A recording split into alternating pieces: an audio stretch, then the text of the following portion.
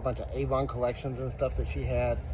And so I started listing a bunch of that stuff on eBay. We had some old gaming systems that we didn't use anymore that still worked, like an old Sega system. We listed a bunch of that stuff on eBay. So that's kind of how we got started. And then we started running out of our own stuff that we were willing to let go of and sell at that point.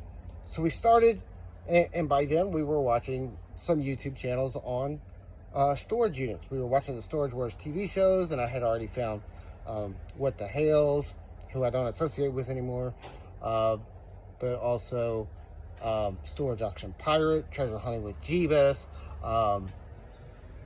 you know, a lot of now big name channels. They were a lot smaller back in those days. This was in like 2018. And so we were watching them, and I was learning from them about this business. And, you know, I was thinking about my stepmom and all of her hoard. And it was like, you know, I grew up doing this stuff. So I was like, I can do what they're doing.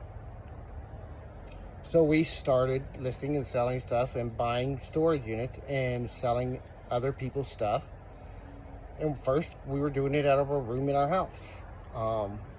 And then late 2018, early 2019, we were just starting to build the business. I was probably 3 or 4 units in, and everybody I was talking to was asking me,